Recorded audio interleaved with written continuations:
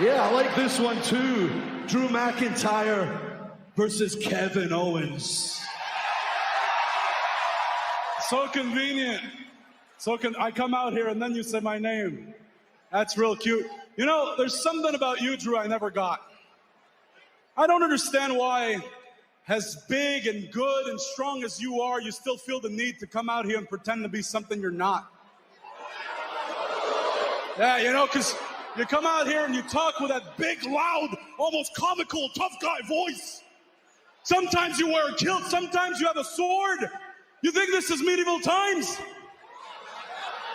But now you just proved to me and everybody in that locker room that you're delusional, because if you think you've been carrying anybody else's weight around here, you're a real dumbass. I think you don't know who the hell you are. But me, I've been the same person my entire 22-year career. I have known exactly what I am and who I am. I am Kevin Owens, and I am as real as it gets in this business. But it seems the past few years, some people like you, may have forgotten what it is I'm about. And look, that's my fault, right? Because for the last couple of years, I've been having a good time coming to work and having fun. But then something dawned on me earlier today when I got to this arena. I actually got goosebumps because I realized that this is the very same arena where at Battleground, Sami Zayn and I had the fight of our lives and left everything we had in that ring. We gave people a match they still talk about 6 years later. And then I realized, you know what? There's a side of me that's been missing for far too long, and I miss that side. I miss the old Kevin Owens. I think it's time to bring back the Kevin Owens that people called the prize fighter.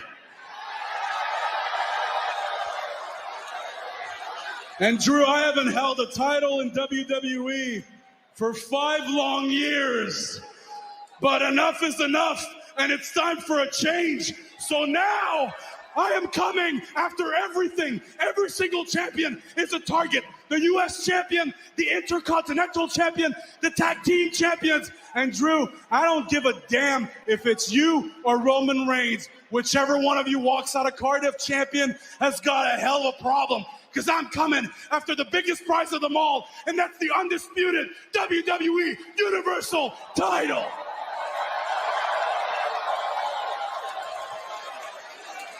Okay. I'll let you say your piece.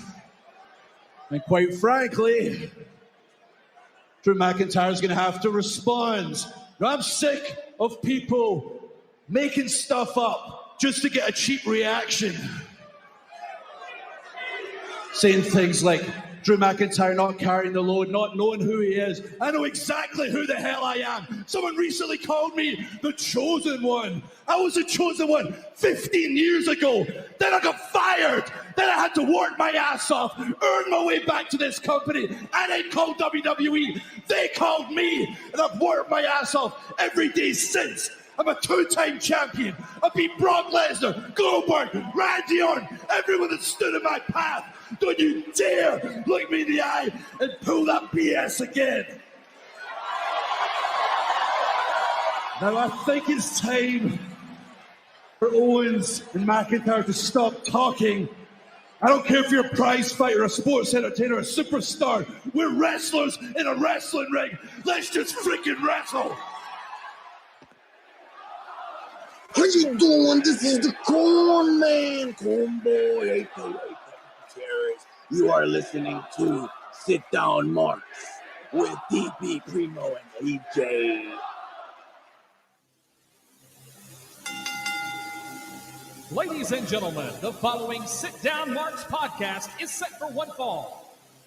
Introduce first your heel host that is always helping to spread the good word of wrestling, Dirty Bird. Next up, the co-host from the land of the rattlesnake, Mr. Team Extreme, editor, and producer, Primo. And finally, your co-host, straight out of your mama's kitchen, driver of the grip wagon, straight off a cliff, assistant editor and producer, AJ.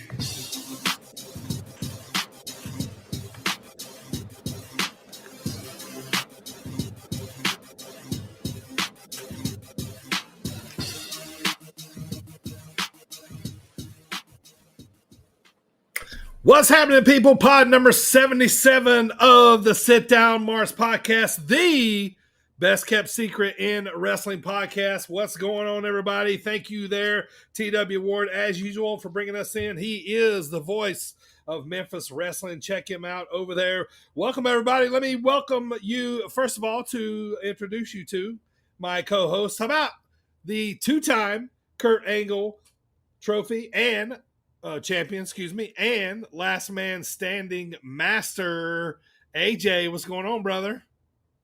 Kurt's very happy. Hi, good to be back. I missed you guys. I did. Yep, we had a special Dreamwave episode last week, so we're all back together here now, ready to get fired up and talk about some wrestling. And also the three-time Kurt Angle champion, the current king of the mountain, Lucha Daddy. We know him as Primo. What's going on, pal? Yeah, Lucha Daddy is still on vacation. He hadn't quite come back yet, but Primo is here this week. Episode 77, back on the road to 100. And we are going to get there in 23 short episodes. It's going to come before we know it, guys. Absolutely it is. All right, let's get rolling. But first of all, I want to thank the sponsors and everybody listening on all the podcast platforms out there, including Apple Podcasts, Spotify, Stitcher, Google, and all the others. And all obviously, SportzWire Online Radio on Fridays, right before the Thomas Bryce Show, and throughout the week. We can always catch us on SportzWire Radio. Also, we want to thank Jet Designs, that's J-E-T Designs, sponsoring the pod today. If you got a custom diecast need, if you need one made for your buddy, your racing friend, Christmas is going to be here before long, man. Now's the time. Contact Jet Designs on Facebook to get that custom diecast made. And, if you got an idea, a creation in mind, contact them and they can put that idea to work for you, and and can make a really cool gift for that racing fan in your life, and they would be very happy too. So check out Jet Designs, and we appreciate them sponsoring the pod. All right, let's get rolling here. Also, I want to ask everybody to if you check out the pod, we still love for everybody that's leaving those reviews. Keep doing that. We need them, whether they're bad, good, or or anything. If you just want to say something, on there, let us know. We definitely do appreciate it. If you want to say hi, we'll say hi back. Kurt wants everyone to say hi to him in his home that he's missed so much. Kurt has officially made it back to the Midwest. He is now back residing at AJ's house. At his temporary residence in Illinois. Right, as we all get to have him from time to time. So he's looking pretty warm. He's already looking like a parrot on AJ's shoulder at the moment. So I wish my shoulders weren't so bony, because then I could balance him. I need to get some meatier shoulders. Wow. There we go. There you go. See? He's looking at home there. Now I can't move. All right, Primo, let's see what the old Pop of the Pod has got for us today in the old Jukety box, man. Jukety box, oh wise one. Let's see. Weird.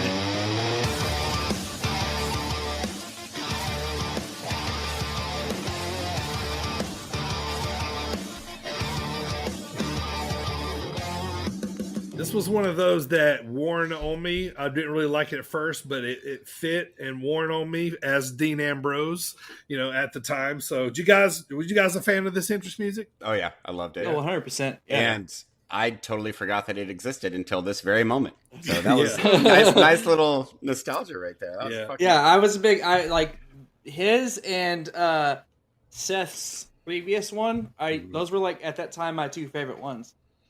Another thing that reminds me about this entrance song is this was around the time when WWE had just got that big platform stage where they walked out and the graphics could be under their feet the whole time. Right. Mm-hmm. And Dean had that cool spiral thing that was just constantly turning, and it always like looked kind of creepy too, but it fit with the song too. But yeah, so they love their how about LED that? screens. Old John Moxley, aka Dean Ambrose. Oh, Mox Johnley. My brother is currently reading Dean's book. Very good. Moxley's book. So I yeah, haven't finished listening to it. I own it. I mean, I have read it, but I just get sidetracked. I have ADD. Everyone, I get sidetracked. something shiny. But it's the point that the fact of the matter is, I own it on audio and physical version. I have read the book. Listening to it is a whole other experience. I just haven't had time to get back to it. I got some wrestling road trips coming up here. I'm gonna have to get that before I hit a couple of them, so I could take up some time on the road. So, Primo, what you got for us, man? What's going on in the headlines? Well, let me tell you, I got a few headlines here. Nothing too major, but a little quiet. Chris Statlander went ahead and told us that. Let me back up. Find your notes. I see him. I just didn't start this off right. This is Wrestling in the Headlines, August 17th edition for all you marks out there. There it is. Chris Statlander announced Statlander announced that via Twitter that she'll be out with injury for 6 to 8 months. Did she re-injure the knee? Yeah. Oh man, it sucks. I think it was the ACL before, wasn't it? I'm not sure. I think it was also a leg thing. Yeah. Yeah, that's tough. MLW will be returning to Philadelphia for Fightland 22 in October. Nice. Do we ever know why they didn't run Chicago? They scheduled Chicago and then just canceled. Decided against it for some reason. You don't cancel on Chicago. Come on. Yeah. What are you doing? Do you want them to turn on you? They're gonna cancel on you too, Philly. Yeah. Maybe another just so you know. Maybe Chicago's too big for their britches. Charges too much. Too big for their britches? I don't know. Get bigger britches. They were running Cicero Stadium. That's what Impact just ran for Emergence. By the way, our boy Hartenbauer, he was on Emergence. Did you guys see that? Hell, he was. Yes, he was. He was a security guard for the Moose Santa Callahan. Yeah. For the breakout? Yeah. Great. Sporting his shirt today because obviously he's my pick to win the Dreamwave Championship on Saturday. We're going to be talking about it shortly. Mine is Ric Flair, clearly, and Wu-Tang Clan. Apparently, there's Wu-Tang. My shirt is Kenny Omega, the Cleaner. When's he coming back? Tonight. Yeah, tonight. That's why I'm wearing this shirt. They kind of spoiled that a little bit, which would have been better. Yeah. Hopefully. Yeah. Anyway, back to the headlines. There have been reports that various WWE talents are in the belief that there will be another draft happening soon. Wow, who cares? Which will be kind of good, actually, because, well, first of all, the draft hasn't really meant shit in the past couple of years because they've been crossing back and forth no matter what. Sure. But also, they put all the stars on Raw this time, and they left almost no one on SmackDown. Which is weird because SmackDown is the premiere show. Yeah, the not cable but network show. There we go. Network show. Yeah. Interesting. Next up, if you're in, this is my own writing. If you're into this sort of thing, the Toronto Maple Leafs, that's a professional hockey team. Yeah. They have co-branded a shirt with Edge that will be exclusively sold at the arena next Monday night in Toronto. Yeah, I don't care. Yeah, exactly. If you're into that sort of thing. Yeah, if you're into that sort of thing. Yeah. The shirt actually does look pretty cool, but I don't watch hockey very much. I moved to DC area. I'm trying to be a Caps fan, but yeah, we didn't have it where I grew up. Exactly. So. Growing up, we had the Stars in Texas, but nobody actually cares about hockey in Texas. Sure. No. So, yeah.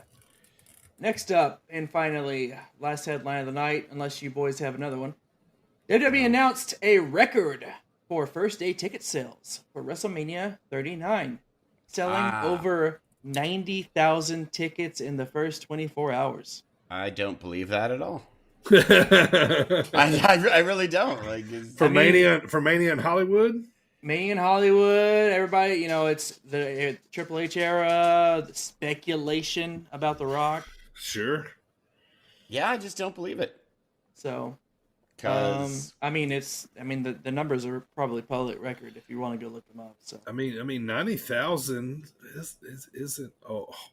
It's that doesn't fill the state. That's a 2-day no. sale. Yeah, So it's a single day record over a 2-day span. Right. Yeah, but with how many times WWE likes to inflate every single number that they ever come across, I don't believe it. Maybe in the Triple H era they don't inflate. This is true. Maybe they don't. Doing things differently. This Trips era. That's right. You got 3 H's in charge. So Try. that is it for today's Wrestling in the Headlines, August 17th. Got Try in charge. Try. All right. If there's any fans out there who'd like for us to give them a shout out, let us know when and where you listen to the podcast. DM us on Twitter at SitDownMarks and let us know when and where you listen to the podcast, like I just said, and we'll shout you out. All right. I'm excited. Let's see what old AJ has for us today in his beautiful segment. This is fun to me. Well, this should be annoying. AJ's Comic Books of the Week. I'm already annoyed. Sure. Well, I recently purchased some comic books. Guess by who? Nerd.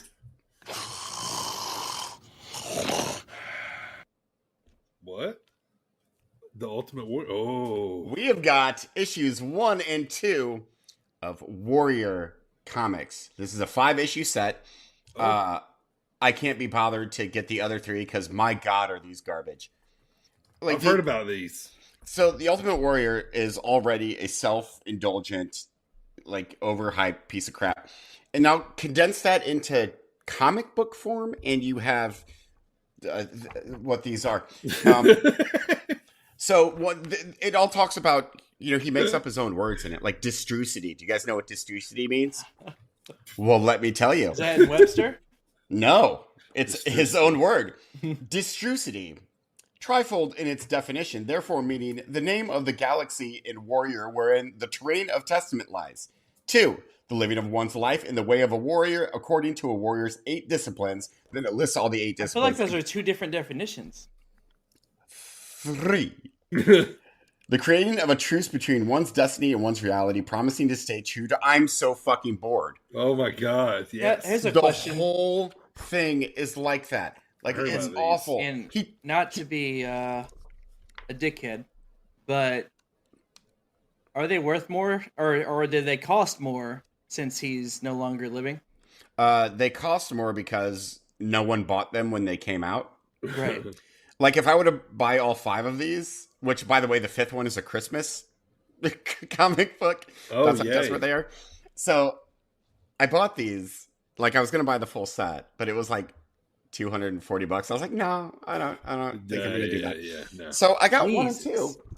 Yeah. And I kind of want to send them to you guys so you can read them. They're the most, at one point he talks to his tassels, his arm tassels, and they talk back about distrucity and getting folked. That's folked, by the way, Focked. It means being focused as a warrior. Same thing as being fucked and yoked. Like Fockard. It doesn't say anything about nosedives, which is kind of sad if you think about it. Yeah. No planes, no Hogan. They're terrible. These are absolutely terrible. He is so self-indulgent and condescending, and everything is different dimensions and terrain of testament, and it is awful. It's like if you take one of Warrior's WCW promos and extended it into comic book form. It is awful. I hate that I own these 2 things, and I want them out of my life. Do not read these. Don't find them. I remember when they came out. They were trying to make them out like they were going to be a big deal, and everybody that read them were like, "This is just straight garbage." But just talking about like they said, some of the illustrations is pretty good, but some of the artwork is okay. But the actual content, other than that, that's it. Yeah, because they were all written by Warrior himself, right? So it's just utter nonsense and garbage. And I'm not a Warrior fan anyways, but I am going to put these back in the stupid things because they were expensive. Because maybe I can So total miss on that wrestling product this week. Then, You know, when I was looking, I was like, I want to do wrestling comic book because they're out there. Like John Cena has one, The Rock has one, and I was like, no, let's go dumber. Right. It was between this and Sergeant Slaughter. I chose poorly. I think The Miz has a children's book. He does have a children's book. Yeah, And Young Bucks do too. Quit ruining my future presentations. Colt Cabana. I think Mick Foley probably has a Christmas thing. Oh yeah. I mean, the Warrior has a Christmas comic book. Yeah. We will never know about it though. That's all. I don't know. I might just be saving that for Christmas time. Oh boy. All right, everybody. Welcome to the show. I am the Dirty Bird. It's time to talk about what we're going to talk about. As we hope you have listened to by now, our pod last week was dedicated to Dreamwave Wrestling, and this Saturday is the big show we've all been getting ready for, so we're going to be talking about that shortly, just a little bit, and then we're going to be talking about reviewing the British Bulldog versus Bret Hart. This classic Intercontinental match is one of AJ's favorite picks here from Summerslam 1992 as we continue rolling through those in the month of August. Also, we're going to cover the latest in the world of wrestling, and Primo is going to bring back his famous music class, and me and AJ are going to go at it here. Yes. And we're going to talk a lot of wrestling here, so I'm getting ready to go, man. I'm fired up. Let's do this, Primo. This is Levi Cooper. Hey, this is Buck Nasty, Bucky Collins. This is Big B. What's up, bozos? This is Trevor Outlaw, and you're listening to the Sit Down Marks. Sit Down Marks. Sit Down Marks. And you're listening to the Sit Down Marks podcast with DB, Primo, and AJ. All right, so for the next 2 weekends, we've got shows. The first one coming up this weekend is the one we've been talking about, the big return of Dreamwave Wrestling this Saturday in Peru, Illinois at Luz La Grotto. It's a big time return here, so we're all excited for that one. The main event is just a plethora of the heart and soul of what has built Dreamwave Wrestling to this point. So I'm excited for that. I really hope my guy Hartenbauer pulls out the win here and ends up being the new Dreamwave champion. So we're excited to be affiliated with that. Me and AJ's going down there early to help with setup and just have a fun day, man, hanging out. And it's going to be a big return. If you're still interested or, maybe be on the fence about it, go check out the pod from last week.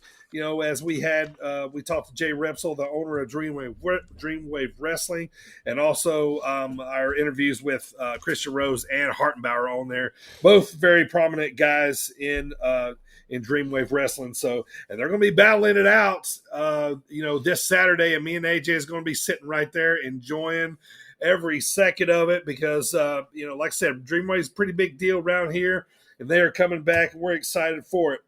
Now, let's talk about Iron Spirit Pro, our promotion that we work for the following Saturday. It's time for the Normal, Illinois Sweet Corn Circus.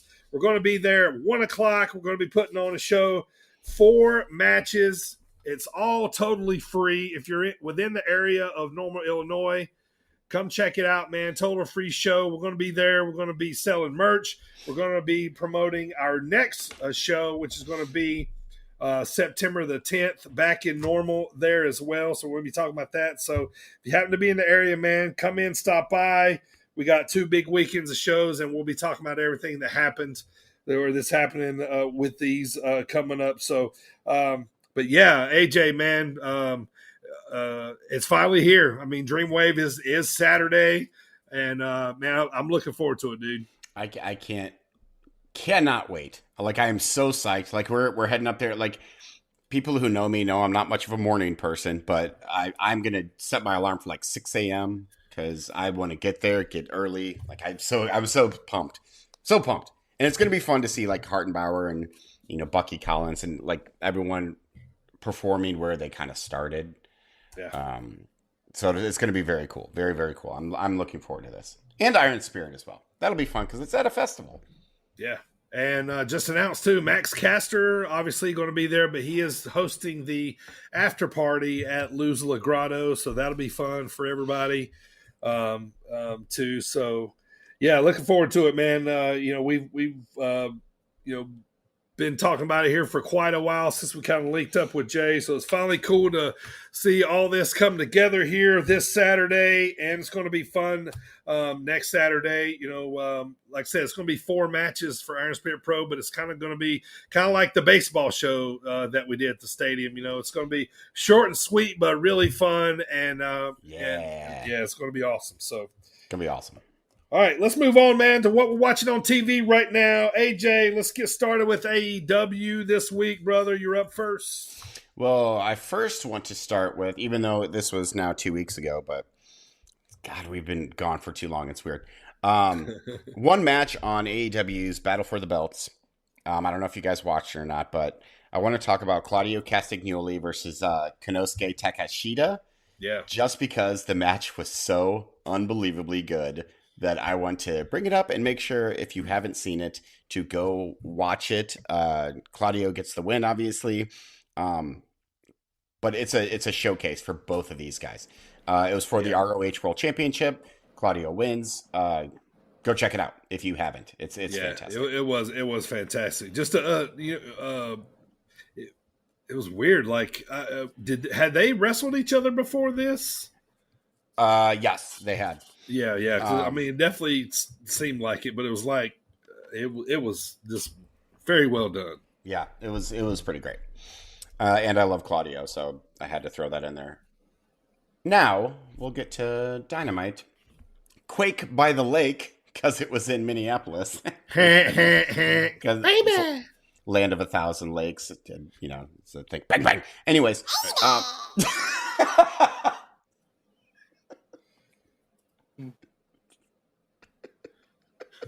Oh boy. You just hit it one time and give him the giggles. I wasn't expecting it. Oh my God. Okay, a couple of things. First, the coffin match between Darby Allin and Brody King.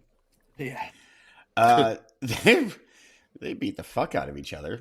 Yeah, this was nuts, man. Darby Allin cannot have a long career if he keeps having matches like this. He is going to flame out very quickly. But I love it. It was awesome. Sting popped out of the casket, which means he was laying in that casket for like 45 minutes. Like, what do you think? Like Sting versus Malachi? Hell yeah! Is that what we're looking at soon? What about the black spot on his face? Yeah, no, I don't want to think. Sting can't turn heel. That's not a thing that can happen. Right? You think Sting power is strong enough to fight it? Yes, he's Sting. I mean, I agree, but sure. I was just curious what y'all thought. He's a man called Sting. Does Sting have a heel turn in him at this point? Like, I feel like no way. Like we can't hate him at this point of his career. No. Like he just can't get it over. I don't think. The last time he did something crazy was Joker Sting. Yeah. Yeah, that was annoying as shit. So I don't. I liked it. I see. I was annoyed. Oh wait, that was with Seth Rollins. I didn't love it. I didn't love it, but I didn't hate it. Joker Sting was in TNA. Yeah, Joker Sting. Oh yeah. That's right. I don't see a Sting heel turn coming. He's too beloved. Like, there's no way. He's a legend, and he's still going. Like, I just don't think it. Yeah, at this point in his career, like, no, it wouldn't do anything. It wouldn't tell a story. Like, he's not really a face, anyways. He's just an anti-hero. He's awesome. What do I want to talk about next? Ricky Starks is one I want to talk about next because he's fucking awesome. Man, I'm loving this. It's just getting started too, and I'm loving this. This is going to be a fun babyface run for Ricky. Yeah, like I'm. Yeah, it's like Ricky Starks and FTR are like the two baby faces that I want to see every week now because they're just so good. I'm all aboard. Give him all the belts. Yeah. Yep. Absolutely. Like he's just one of those total package guys. You know. Yeah, he's money. He's so good. Yeah. He's good at talking. He's tan. He's Asian. he loves it. He loves it. Yeah, he's got it all. He's got it all. He beat Aaron Solo, which is awesome. Mm-hmm. And then Wardlow and FTR tag partners. Yeah. Skip that because I don't care. And then, okay, so the interim world championship match between Chris Jericho, Lionheart Chris Jericho, and Jon Moxley. This match is awesome too. I enjoyed it. Mainly because it was Lionheart Chris Jericho, who's still like the best iteration of Chris Jericho. He actually used the Lion Tamer. At one point, Moxley ripped out his earring, which was gross. They both bled a lot. Yeah, that was legit, right? Yeah. And Moxley got the win. And then afterwards, immediately the Jericho Appreciation Society came out for, shenanigans and bollocks and stuff. Bollocking? And then were they bollocking? Bollocking. I was bollocking. And then the Combat Club came out. Some movie, I can't remember. You just made up a movie in your head, and it's kind of weird. So during all this beatdown, what should hit? But I don't have that one queued up. That was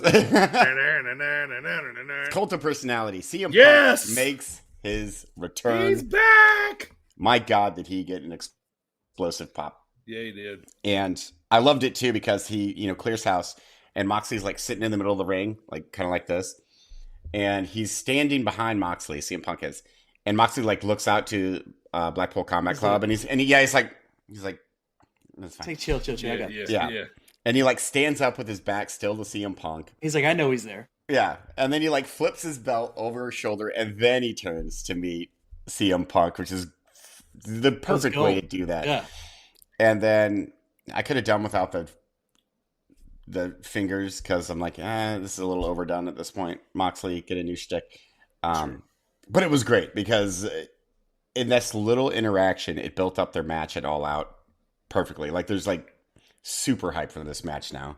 Yeah. Just because of this tiny little segment. So it was fantastic. CM Punk's back, and he's going to fight Moxley for the to unify the belts.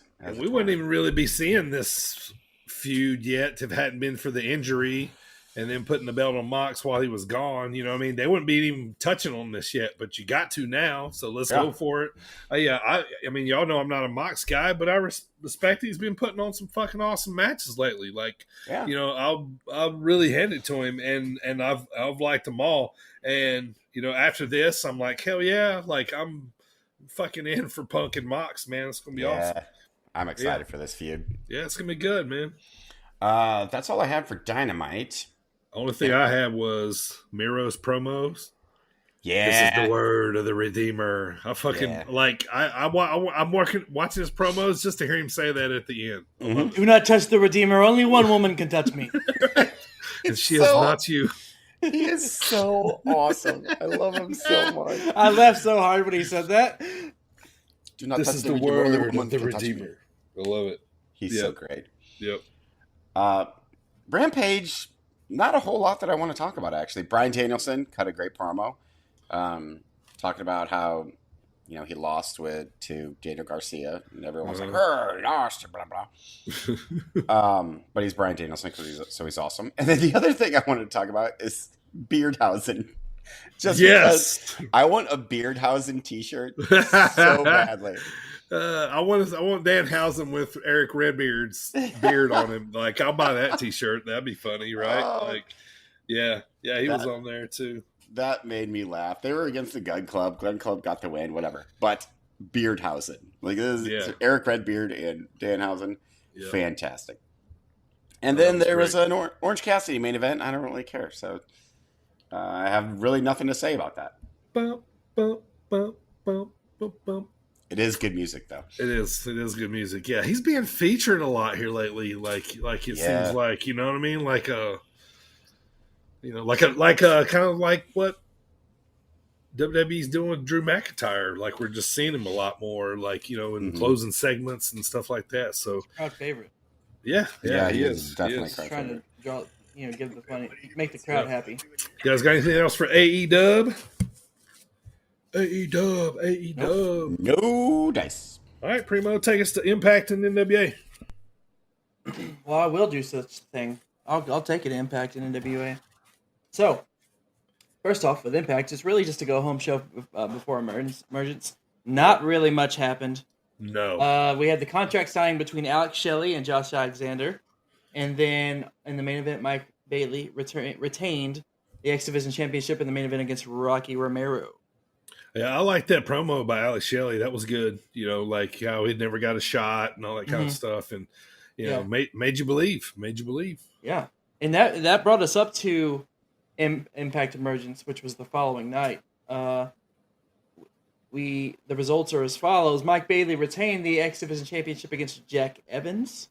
Oh, cool. Sami Callihan versus Steve Macklin is initially ruled a no contest because they ended up brawling to the backstage, and then throughout the night they kept brawling, like you'd see them brawling, and then Moose got involved at one point, and they were broken up. Mm-hmm. Our boy Hartenbauer was there. Yeah, special guest security guard.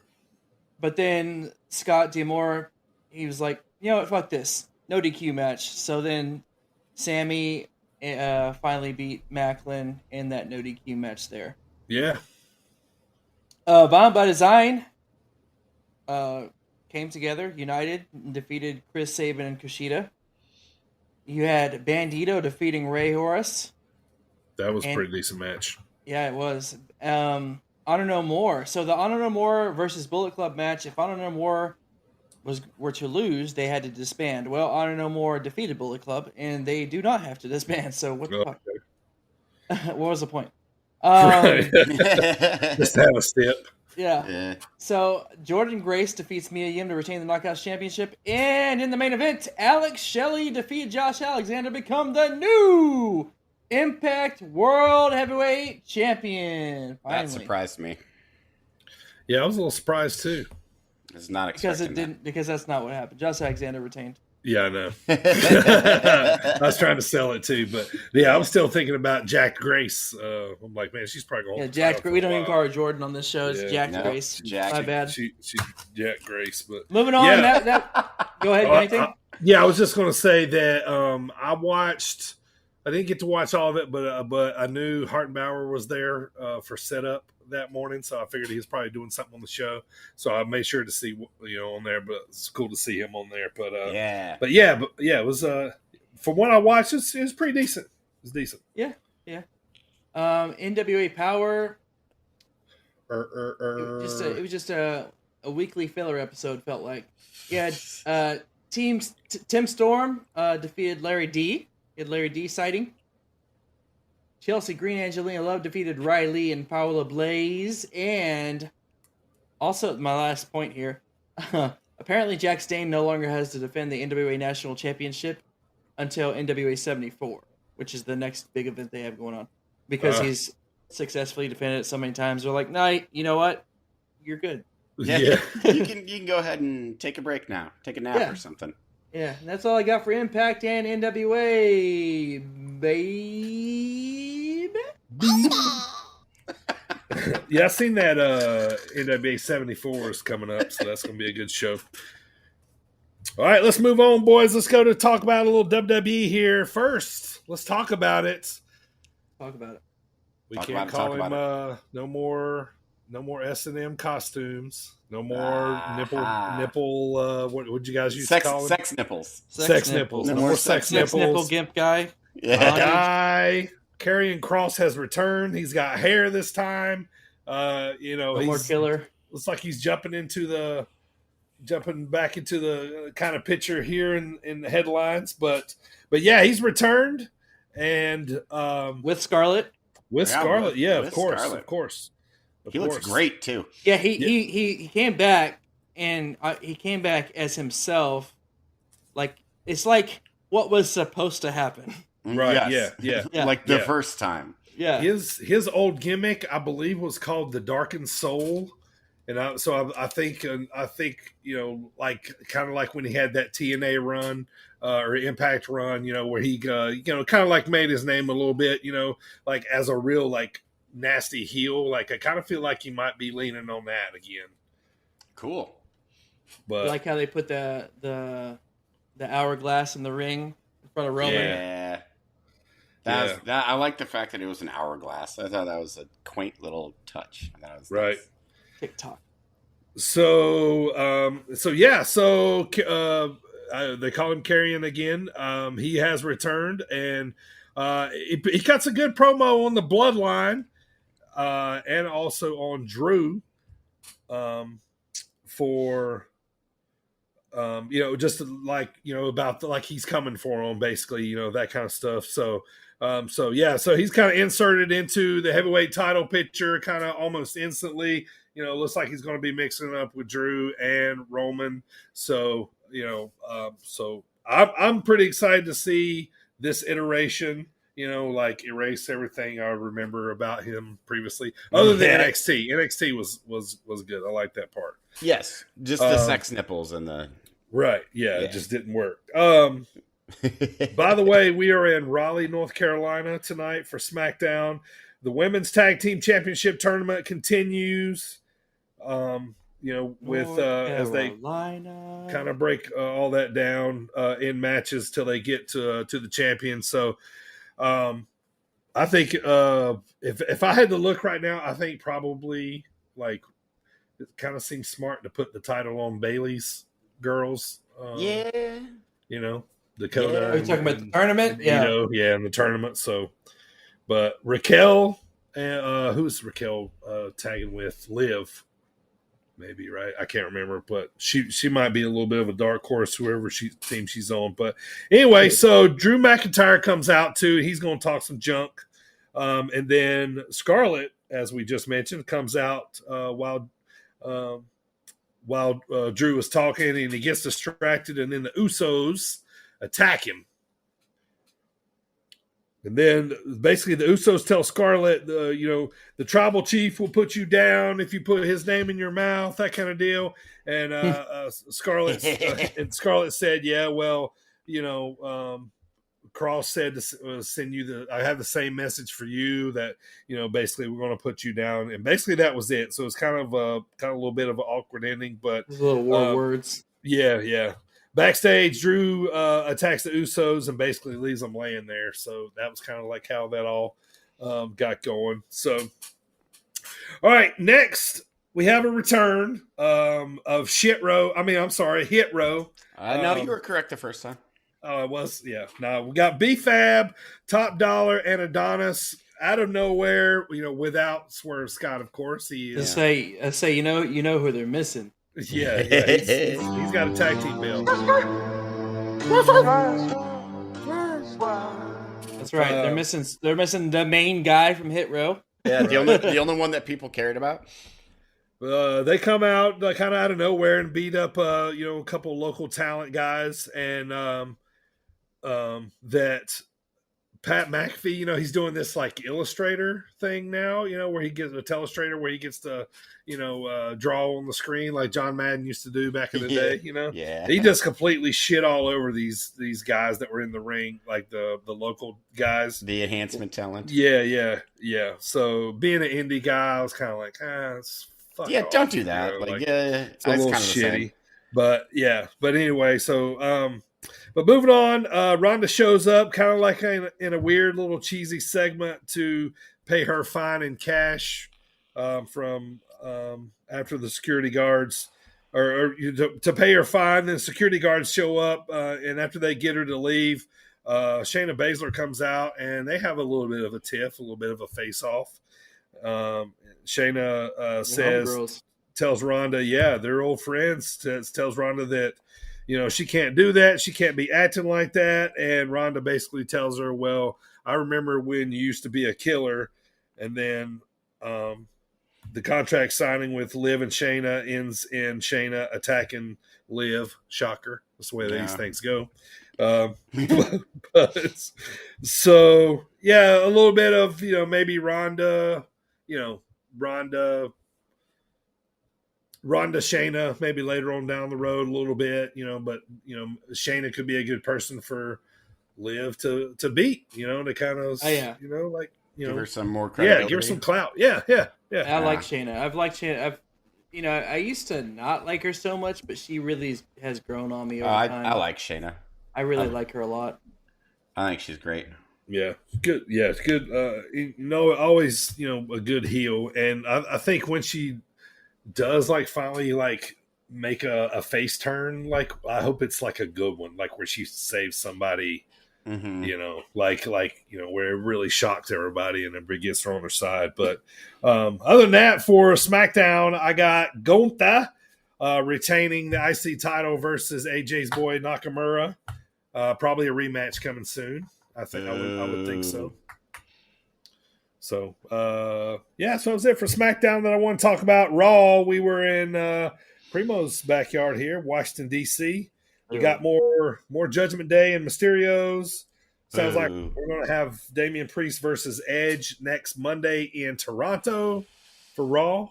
Slow jerk. Yeah.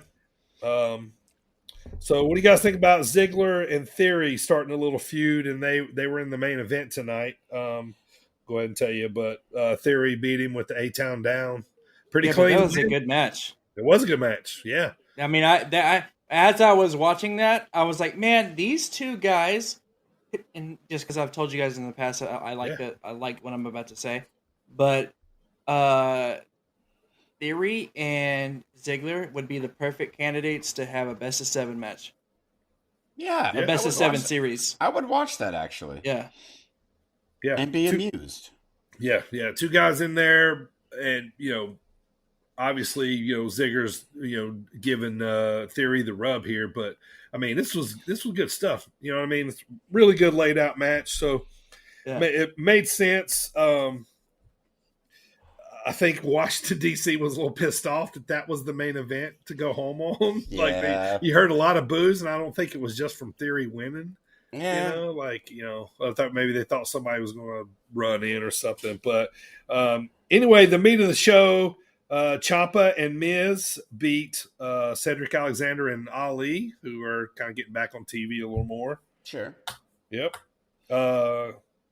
Kevin Owens, Drew McIntyre put on a hell of a match, all except for the ending, ruined by the Usos. But this was fucking awesome. Like we heard we heard the top of the show. Yeah, top of the show coming in. You know, this was prelude to that. And they really laid it on the line here, so that was awesome watch. I really enjoyed it. Next up, we got Seth Rollins and Matt Riddle. What up, bro? What up, bro? They were going to continue their feud. They're going to have their match at Clash at the Castle, so this was more to that. What about Riddle's new 420 bro shirt he had on? Yeah, I saw that. You'll be able to buy that at WWE shop here shortly. Yeah, I mean, cool. Weed jokes. Yeah.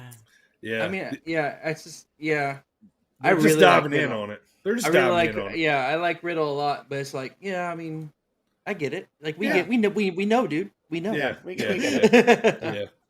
Yeah.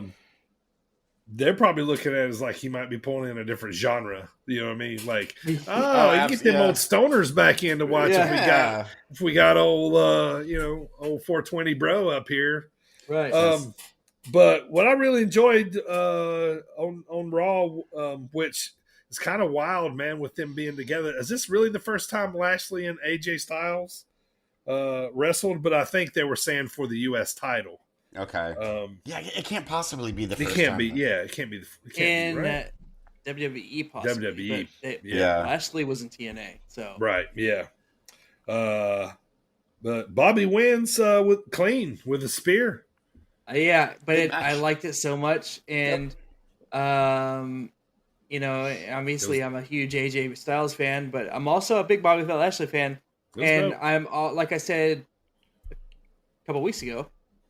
He's my favorite champ right now, and also it's just they're putting in some real work to really make the belt mean something again. Yeah, that's why I liked it. Yeah. Actually, I liked it a lot. They're putting the lineage in the forefront of, you know, all the guys in line, and Lashley's one of those guys, you know, and yeah.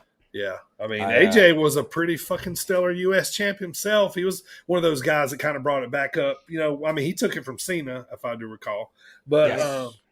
But I mean, Cena obviously elevated it too. But you know, there's guys, you know, that make the belt, and some guys, belt makes the guy. You know what I mean? So AJ's one of those guys that, you know, makes the belt.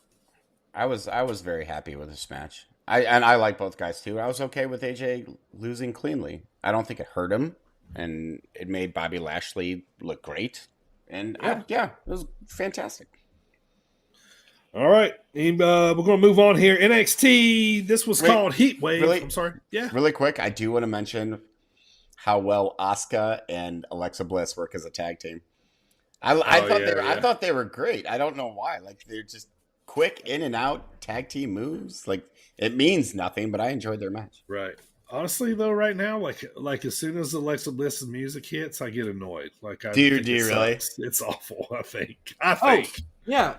Also, too, what do you think of something I think is actually super clever, and I like it a lot. It makes people want to like keep your eyes peeled, right? Is all the like Easter eggs throughout Raw the past 2 weeks, and then like Dexter Lumis showing up. Yeah. But it's like, why the fuck is the trash can on fire? Or who the fuck? Like, they're doing an interview here like 2 weeks ago, and they're talking to the ladies, and behind there's like a wrecked car. Yeah. And so we're like, what? What's going on? Right. Yeah. It's like background storytelling. Like, I almost wish they wouldn't address it at all. Just super have it go on cool in the background.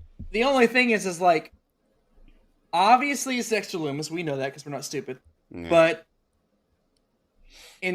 we know it's obviously not real, because if we know as lifelong wrestling fans, if it were real, they would not put the camera on him. No. Right, yeah. They would not.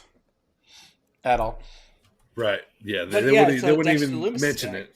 Yeah. Yeah. Yeah, and Indy Hartwell got like a letter from him too. Index. On NXT that it said like Index Forever, and he had drew like a picture or something on it. Yeah. Yeah.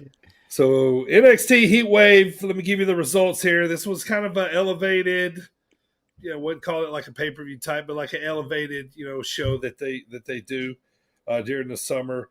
Not a lot happened really, but Carmelo retained the North American Championship versus Giovanni Vinci. We got a debut here, Gallus, which is a NXT UK faction, of Wolfgang and the Coffee Brothers.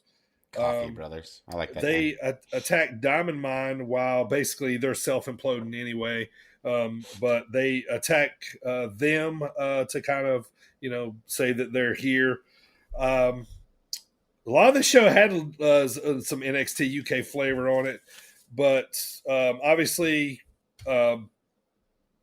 I know a little bit about the Coffee Brothers and Wolfgang, obviously, but I haven't watched too much, like I said, of NXT UK. But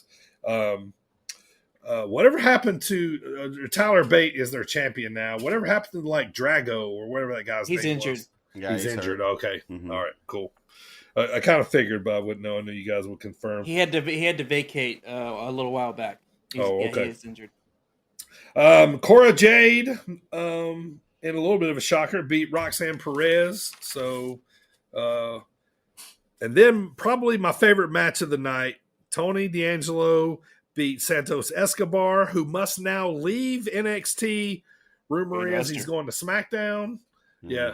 Is all of Legado del Fantasma going though? I hope. Oh, yeah, I don't know. I hope they're going to. I hope they just move the whole. Yeah, move the whole faction. That's something I am excited about. Yeah.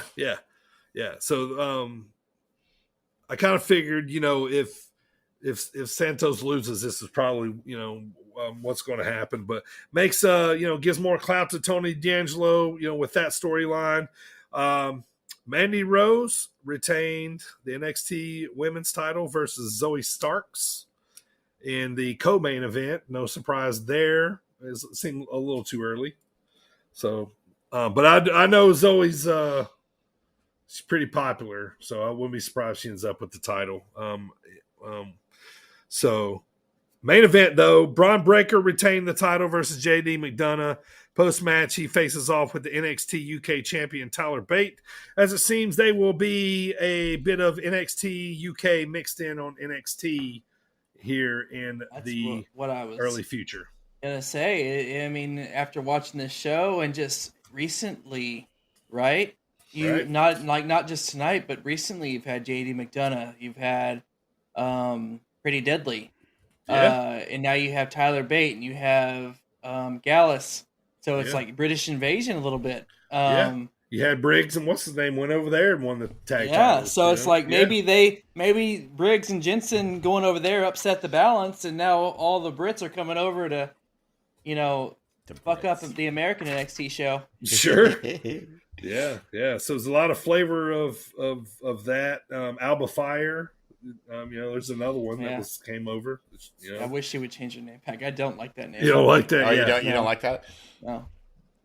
He kind of fits her with the red hair and all that stuff, but the name's a little weird. Yeah, the name is weird. Alba Fire. There's no Redbeard. Yep. All right, so that's it for the recap, boys. It's time for the Dropkick discussion of the week. Let's go. Hey guys, this is Mr. Havens, the Argyle assassin himself, giving them all the shivers. This is the one and only Mike Hartenbauer. This is Space Jesus Billy Starks. This is referee Dan Perch. What's up, bozos? This is Trevor Outlaw. You can address me as yours rudely. And you're listening to the Sit Down Marks podcast. You guys are listening to Sit Down Marks podcast. You're listening to Sit Down Marks podcast. Come celebrate pro wrestling right here on the Sit Down Marks podcast. With DB, Primo, and AJ. With DB, Primo, and AJ.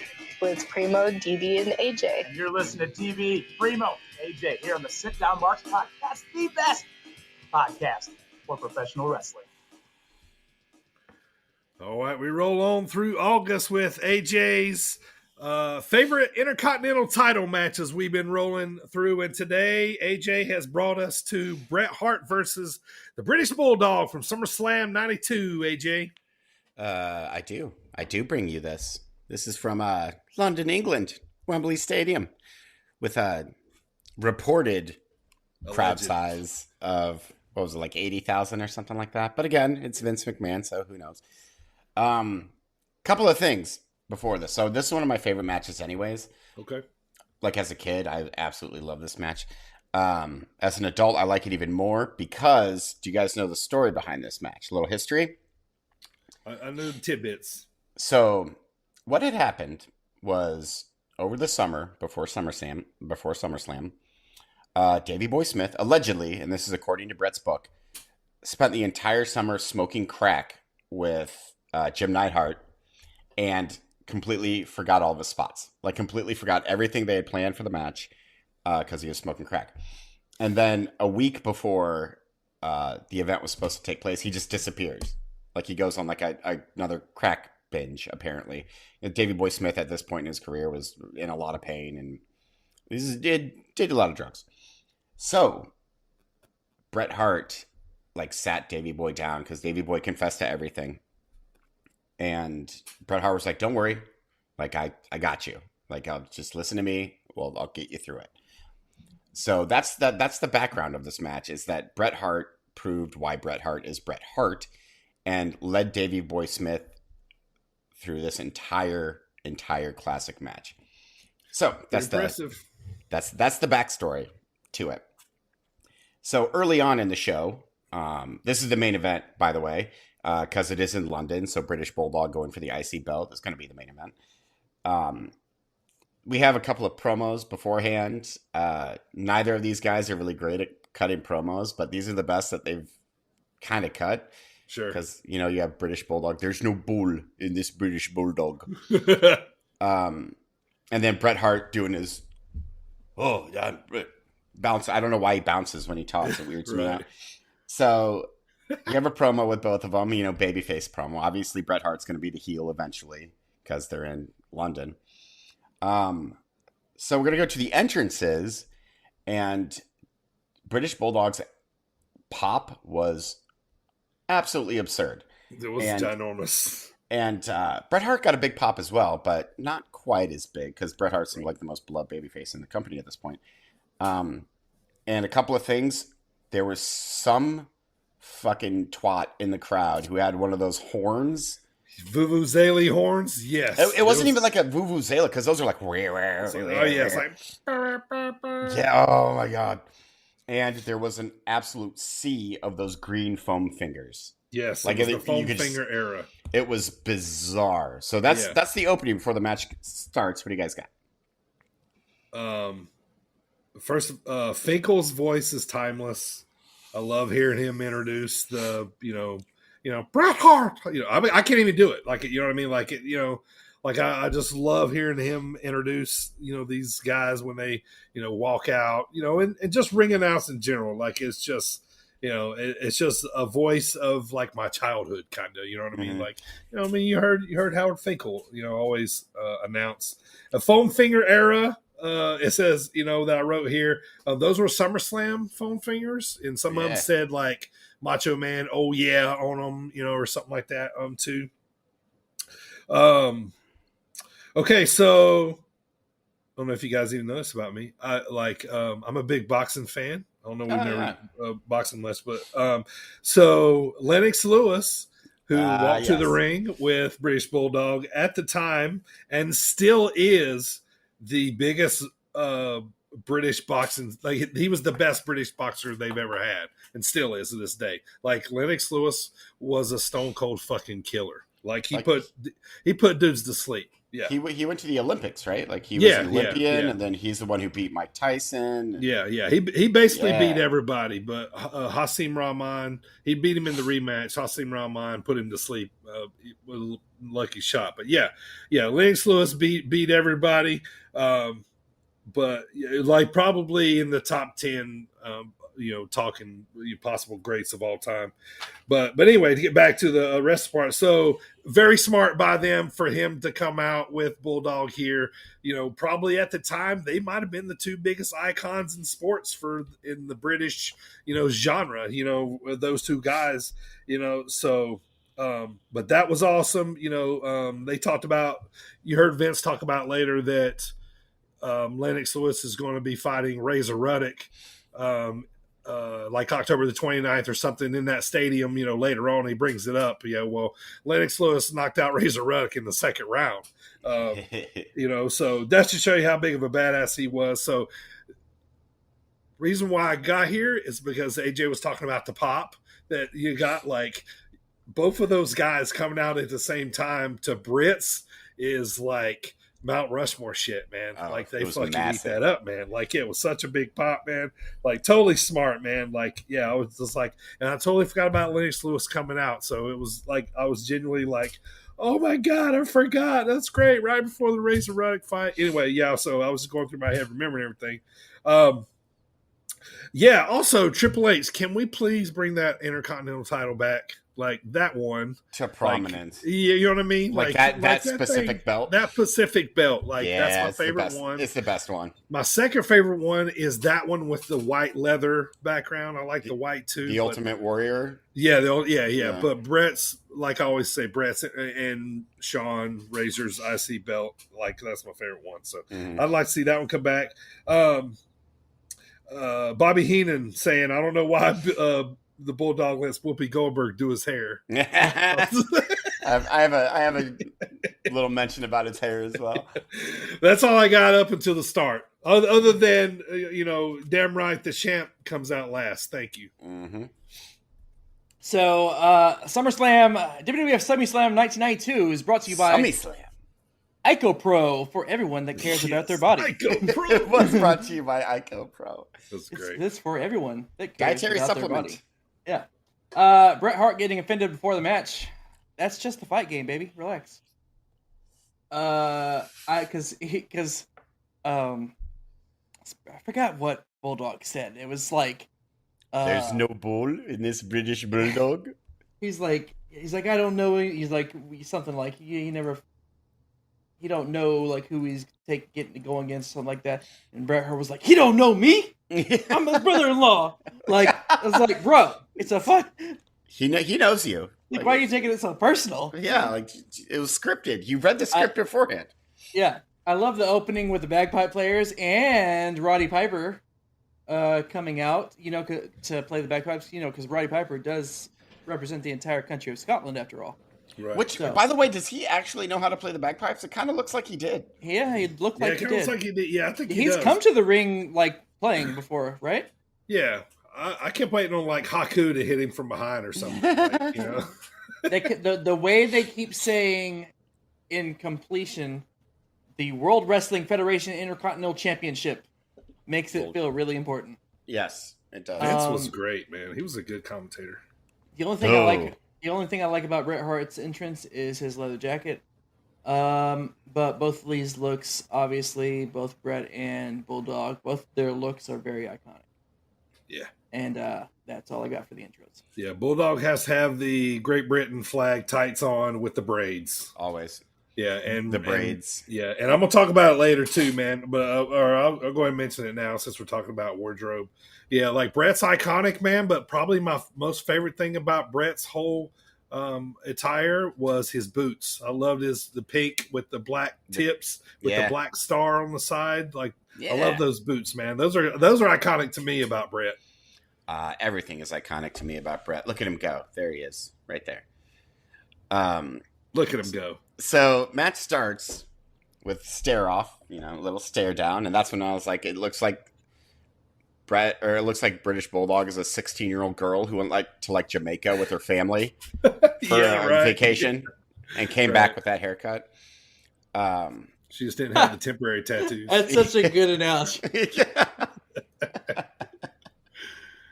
I went to the island, so I had to get my hair braided. Got my hair to let everybody know. They have their typical, standoffs. Both guys look absolutely crisp. There's a bunch of exchanges, arm bars into reverses. At one point, Davey Boy kips up, which was impressive because he's wider than he is tall. Sure.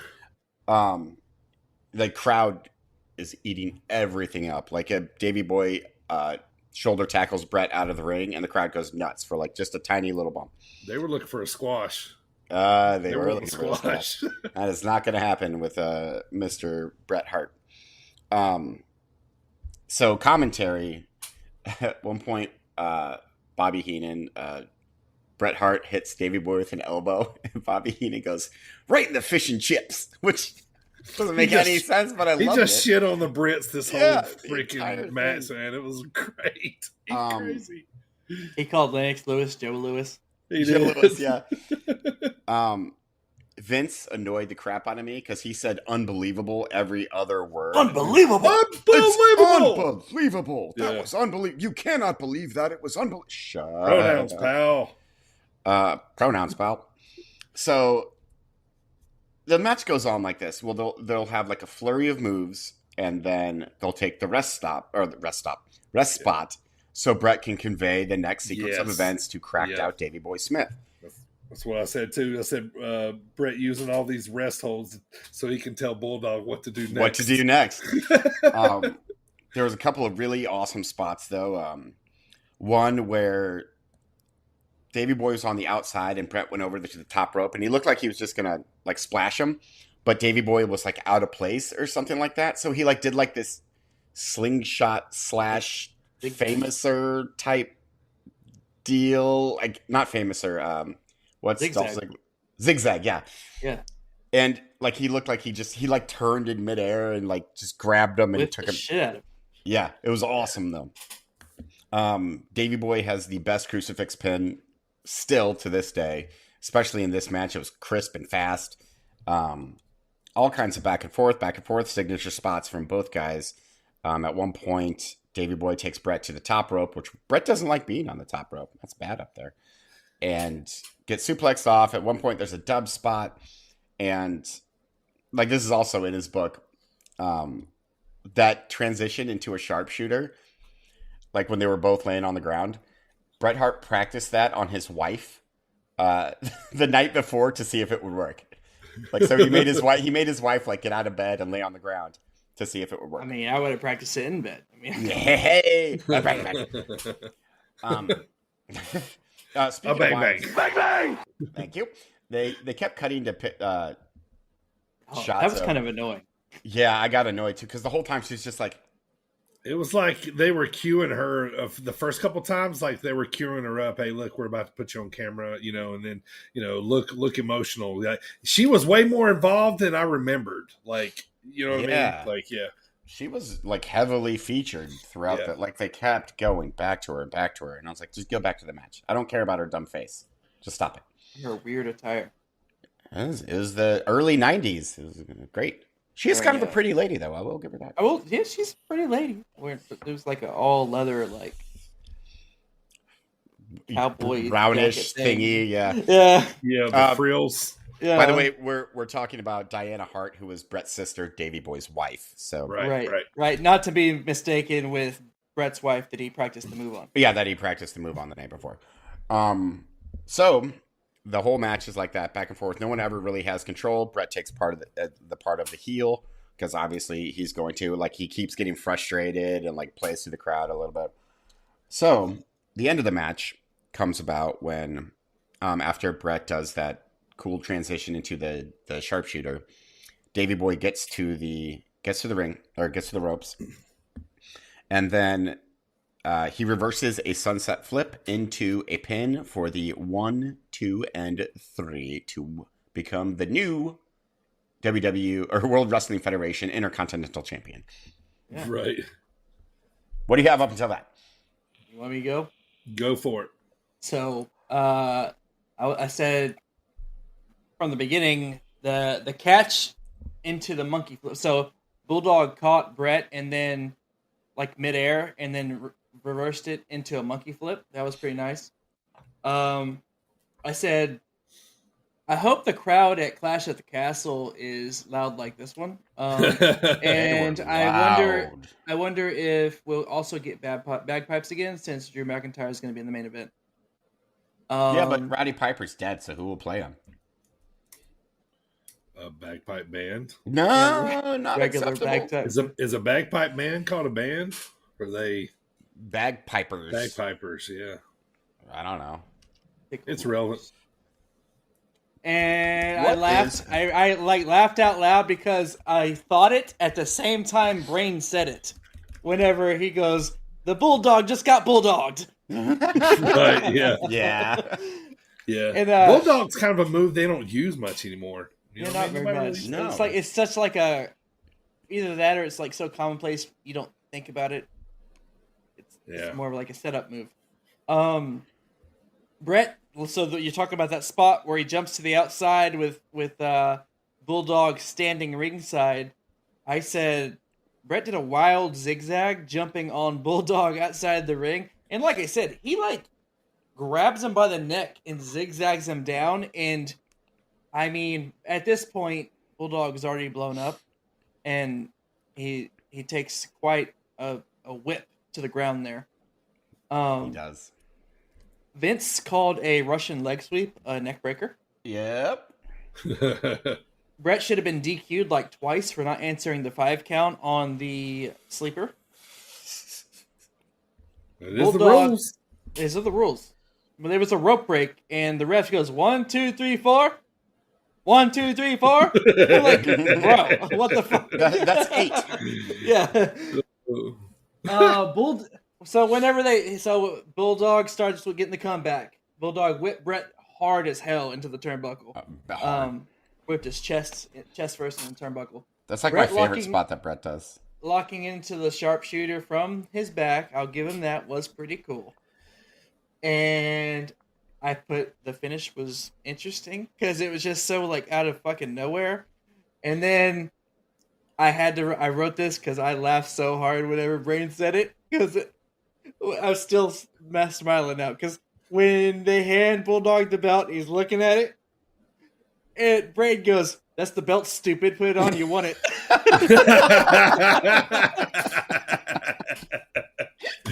God, he was healing so hard all night. Oh, man. he was great. That's all I got. For me, a few notes I had was Bulldog's gorilla press that Bret kind of fell into the ropes. That looked a little nasty. It looked like Bret kind of was like, all right, I'm just going to hang on until I slow down and then I'm going to get off. So that was nasty.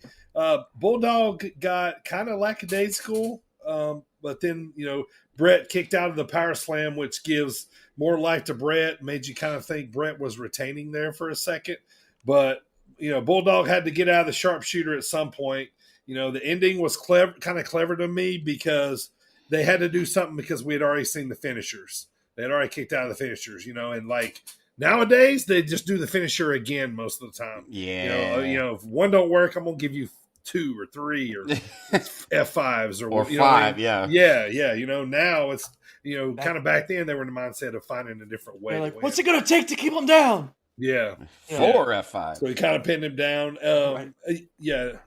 Then my last note was I forgot how much Diana was involved in this match. Like, all the way up to the end there. So she's wearing.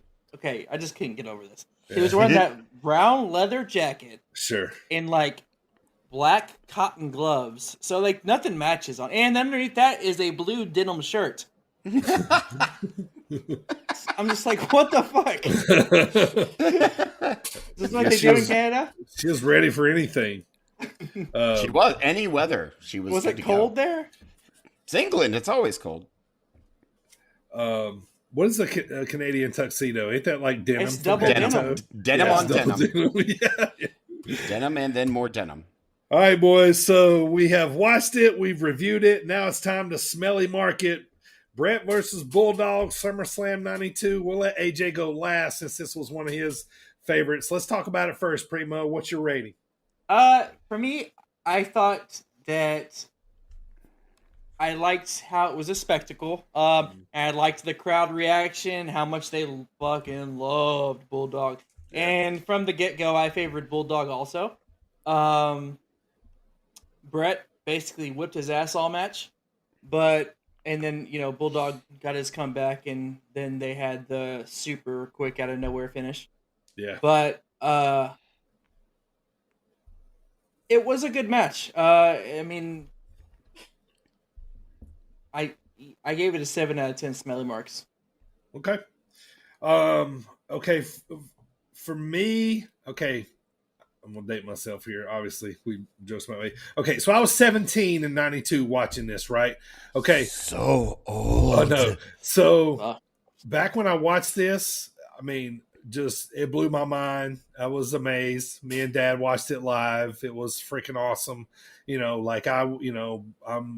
Dad goes, I remember Dad telling me, I liked all the baby faces, right? So, so I'm like, but I'm on Bulldog side here because, and my dad's telling me, oh, they put, Bulldog and Bret's matches on last because he's going to lose, because he always told me nobody wins in their hometown. Nobody wins in their home, right? For the most part, that's correct. Yeah. From the old days, right? So, back then, like, I probably would have smelly marked this match like super high, right? Okay, so now, knowing the stories that we know, watching, this, I do think this match was still special because, there's just moments in time when in wrestling, where, a wrestler gets to wrestle in front of his home crowd for a big time match at a big time event for a big time belt, and things are just elevated. It just makes that much more special and feel important, right?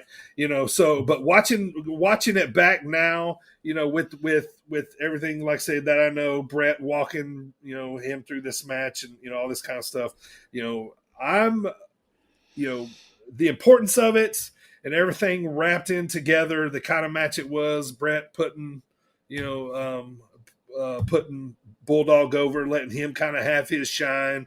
I remember Bret talking about he hoped that this would clean up Bulldog, give him motivation to get the fuck off the shit, you know what I mean? And, that kind of stuff. So, knowing that, I know. But I'm going to stick, all that being said, all that together, this match is an 8.5 to me. I love it. That was great. That was great. So, AJ.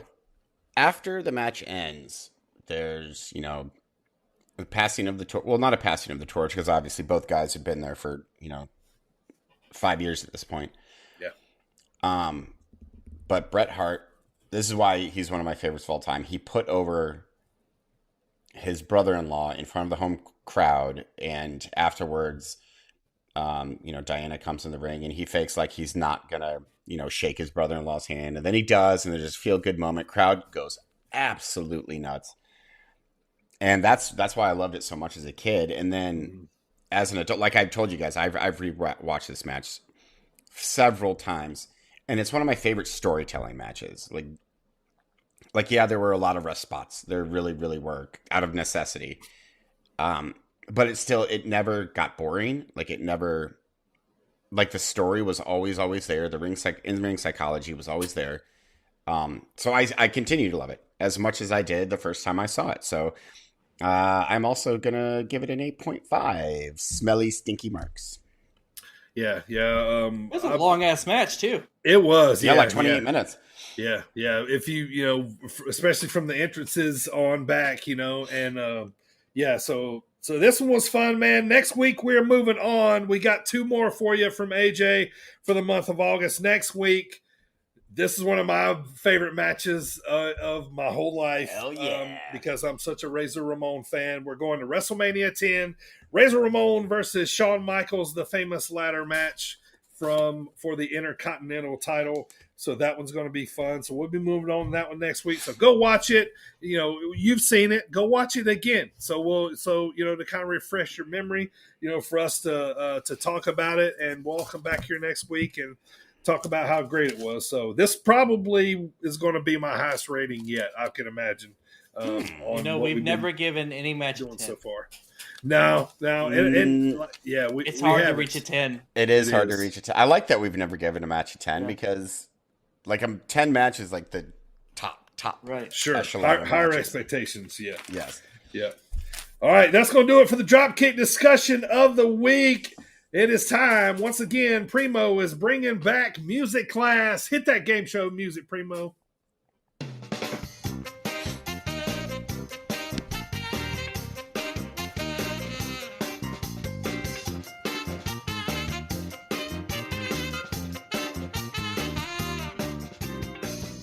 All right, we are back with Primo's music class, baby. I need to redeem myself.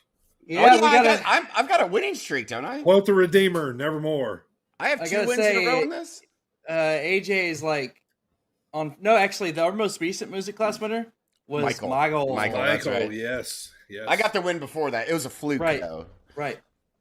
God, I'm gonna get smoked. In fact, speaking of Bulldog, on Michael's win, you missed Bulldog's music, AJ.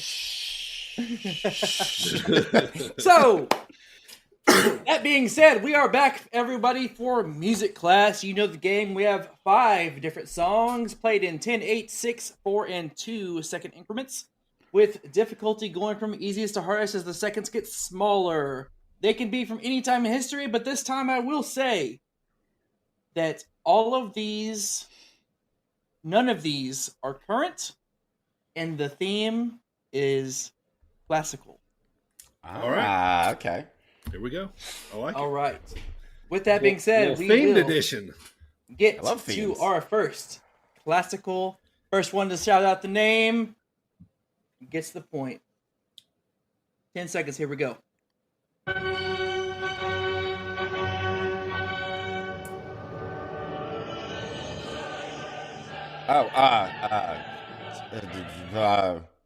Shit. Just 10 seconds. Yeah. I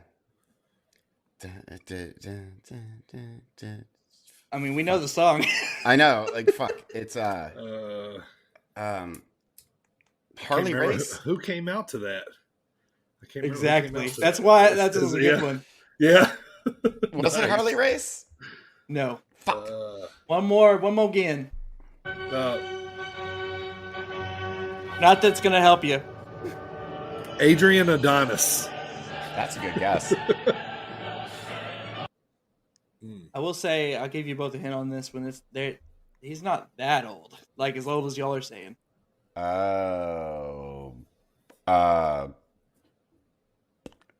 Lanny. All right, final guesses. Here we go.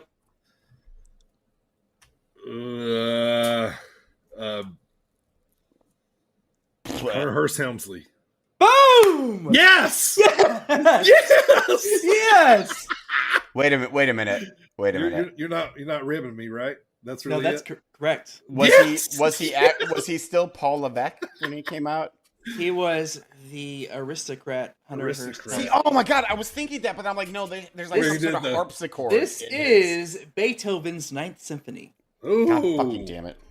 Yes. Ode to Joy. Night Yes. Cannon, baby. Next up, with our 8-second go of it, let's hear it.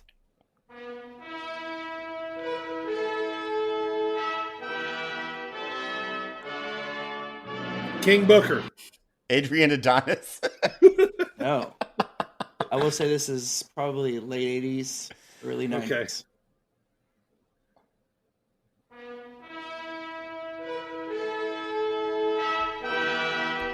Ted RCD. King Haku. King Haku. Oh man, these classic ones are getting you guys. Yeah, they are.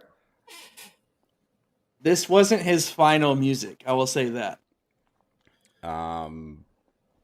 Fucking. One last chance. Tito Both of you. Santana. No.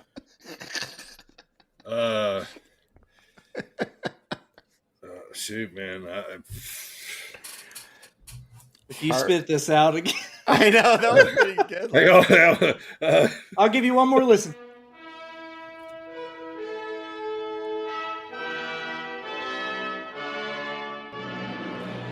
Mr. Perfect. Oh my God, you got it! That was it. Oh, nice. Boom. Nice. Look at you. Good work. That is the I wasn't Exodus, even leaning that. the Exodus theme from the 1960s movie Exodus. Ooh, very good.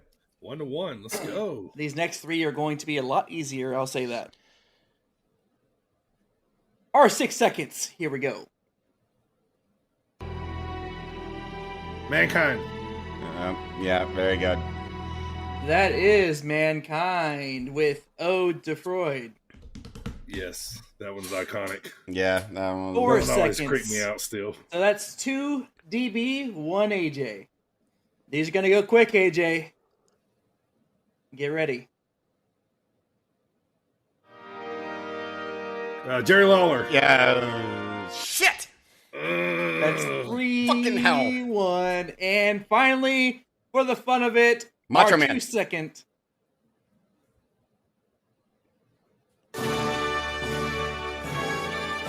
Thank you. Hey, Macho Man. I knew that one was going to be in there somewhere. Yes, back on top, Daddy. Here we go. Congrats, DB. By the way, that Kings was the Great Gate at Kiev, and of course, Randy Savage with Pomp and Circumstance. Pomp and Circumstance. Well played. I like the theme game. I was just about to say the same thing. I like the theme. Yeah. Man. That's awesome. Congratulations, Dirty. Back in the winners bracket. Hey, I got something. I can't have all the titles. I know. I just Music can't. King once again. You're the last man standing, like undefeated, though. Yeah. Right. I don't know why I'm so good at that and so You bad are. at this. All right. Speaking of King, it's time for King of the Mountain. Let's see if Primo can stay on top. Let's go, Lemmy. Mortal Kombat! I picked the wrong one. It's right next to it. Time to play the game! Oh, that was great. My trigger finger got too happy. All right, so King of the Mountain. Primo is the current king with a streak of 3 correct picks so far. AJ and I had dropped back down to 0 after another loss. So going into last week, we had picked between the UFC women's bantamweight fights between Mena Bueno Silva and Stephanie Egger. Okay, Who did I pick? I don't even remember. Oh, I picked Silva. You went Egger. Well, No, you went Silva. We went Egger. So Bueno, for the wrestling relation, reminded me of means good in Spanish. So the Good Father, and then Stephanie Egger reminded me of Bobby Heenan's old ham and eggers. He used to make all the time. right. Yeah. So we were picking from the Good Father versus the Heenans. It has worked really well for Primo so far. He was the only one. He picked Mena Bueno Silva, the Good Father, and AJ and I went with the ham and eggers, so to speak, Stephanie Eggers of Bobby Heenan. Suspense is killing me. The current streak, Primo, is 3. Let's see if you stayed on top. We'll go with yours since you were the only one that picked the Good Father, Mena Bueno Silva. Did she beat Stephanie Egger? Wow. She sure did. God damn it. When are y'all gonna learn to go with me? I know. I couldn't go with Goodfather overheated. I couldn't do it.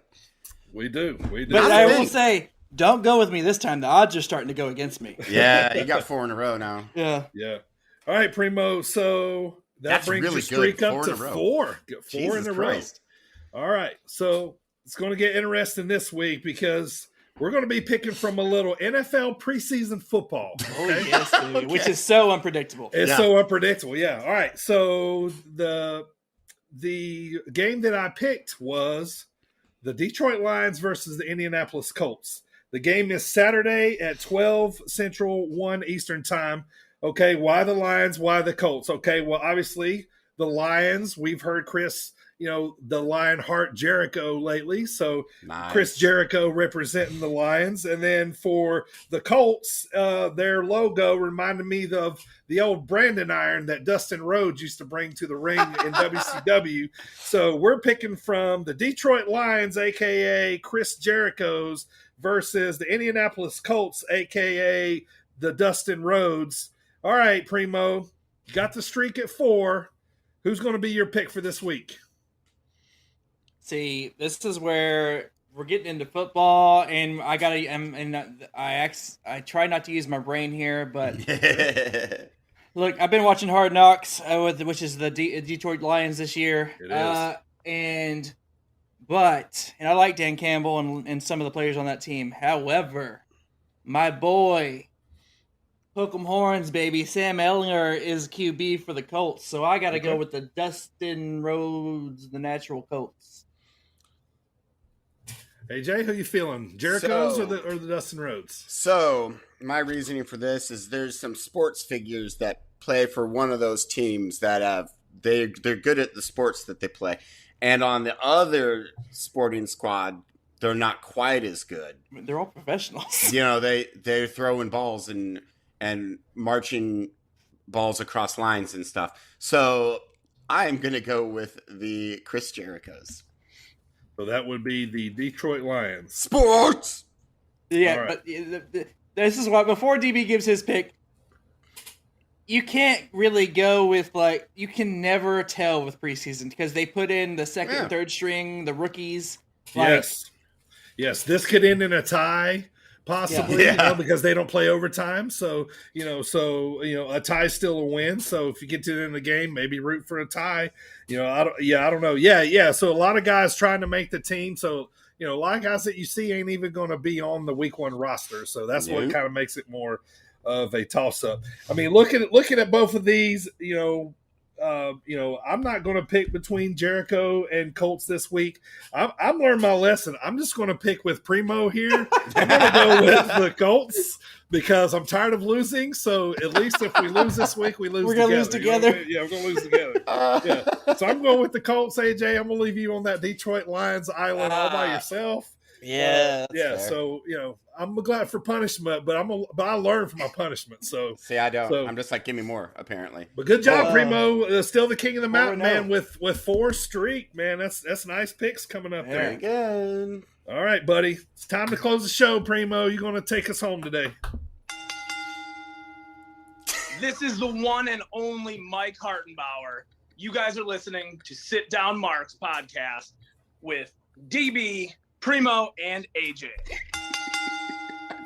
I still almost talked. And it wasn't even your spot. So you see how I stayed quiet, AJ? Oh, God.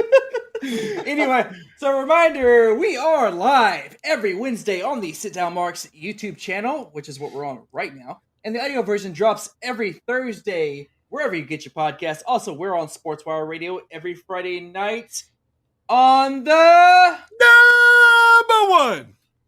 That's right, every Friday evening throughout the week. Don't forget to give us a 5-star review if you love the pod, and tell your friends, tell your mama, tell your dog, tell everybody, tell the whole neighborhood about us. Also, we do have merch. We got all kinds of merch. In fact, if any of you out there want to send us any merch ideas, I would be glad to provide that. Also, I'm always looking for new ideas to come up with the graphic designs. That merch can be found at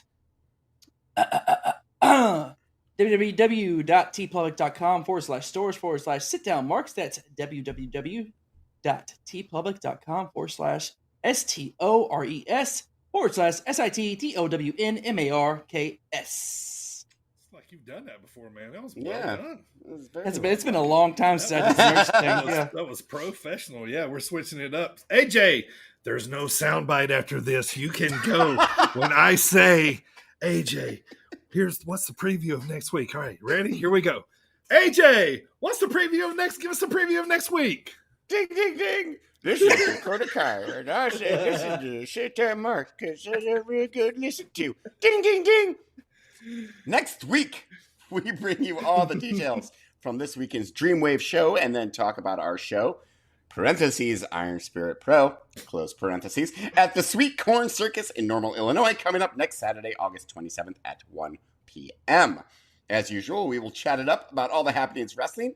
Next week as well, we will roll on in my favorite IC title picks with a very popular IC title match and one of DP's favorites as well, Razor Ramon versus Shawn Michaels at Mania number 10. It's an all-time classic. Lastly, tune in to see who will be teaching us how to cut a promo as Promo School returns. Be safe, read books, watch wrestling, squash is on sale. I think it's also oyster season. See you all next week.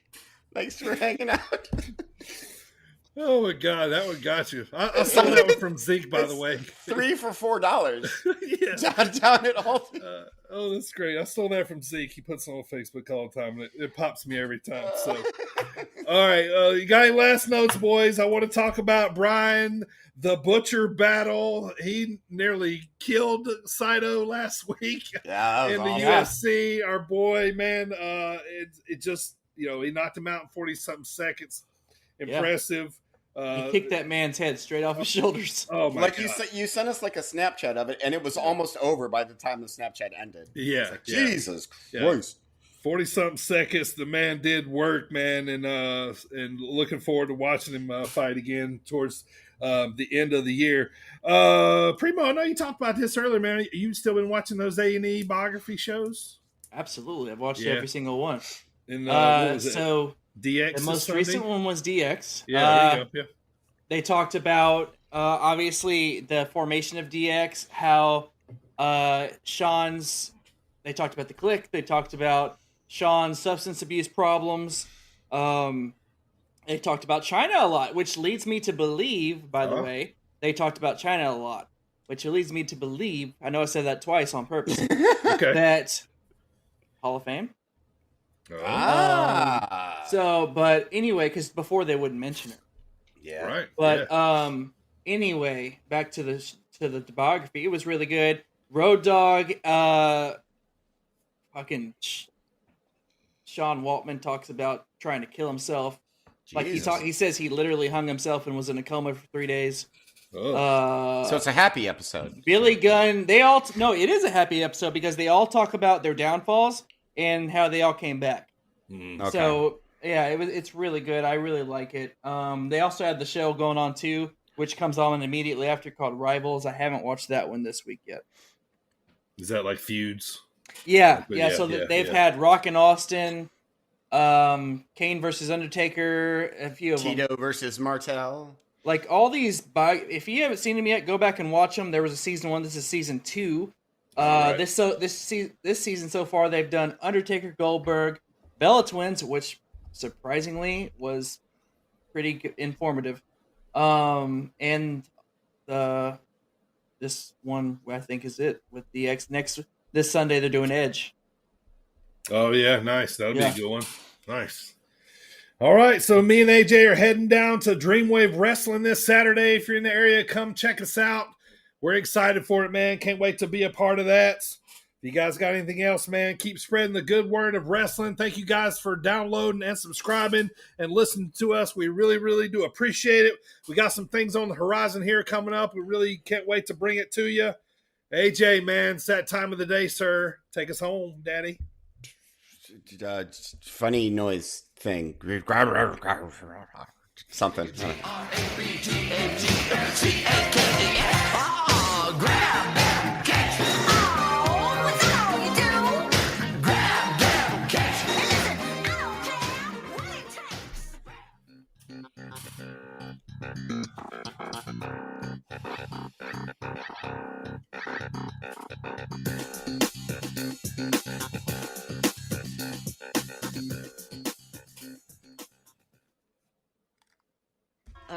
saying balloons. Old school. Bring it back. I was like, that one's going to pop, AJ. Oh, like I love it so much. Absolutely. Top guys out.